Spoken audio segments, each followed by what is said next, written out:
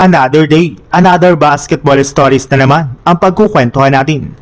At ngayon nga ay pag-uusapan natin ang balitang gagawing trade ng Minnesota Timberwolves at ang balitang bagong big man na kukunin ngayon ng Los Angeles Lakers. Patuloy pa rin nga pong nauudlot ang pagpasok ng Minnesota Timberwolves sa NBA Finals matapos ang maaga na naman nilang pagkakalaglag sa Western Conference Playoffs sa tatlong magkakasunod na taon. At dahil nga po dyan ay desidido na nga po ang kanilang front office na gumawa ng malaking pagbabago sa kanilang lineup sa darating na off-season. May ilang mga players na nga po silang ititrade para lamang makakuha ng malaking pangalan na ipagtatandem nila kay Anthony Edwards. Ito na rin naman nga po ang mismong rason bakit nakadikit sa kanila ang pangalan ni Kyrie Irving na isa nga po sa mga superstar na posible nga po nilang kunin sa pamamagitan ng trade.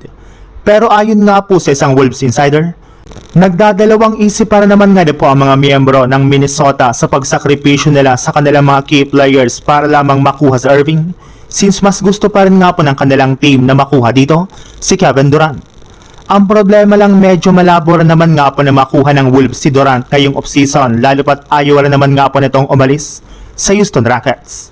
Sa ibang balita naman, kagaya nga po ng napag-usapan natin, isa nga po sa mga unang gagawin ng Lakers ngayong season ay ang paghanap ng batang player na kanilang kukunin gamit ang kanilang makukuhang 25th overall pick sa darating na 2026 NBA Draft. At base nga po sa pinakahuling inilabas na balita, meron na rin naman nga po silang nahanap ngayon na plano nga po nilang kunin. At ito nga po ay walang iba kundi ang 7-foot center na si Henry Bizar na huling naglaro sa University of California. Bali dito nga po ay nag-average ito ng 17.0 points, 8.7 rebounds at 1.2 blocks per game sa kanyang 60.8% shooting sa field goal at 42.6% shooting naman sa 3-point line.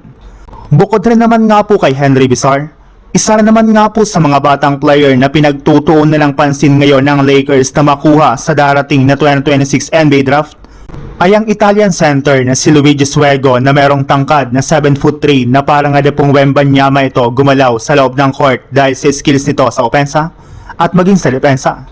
Kaya isa nga po talaga siya sa mga binabantayan ngayon ng Lakers, lalo na ni Coach JJ Redick.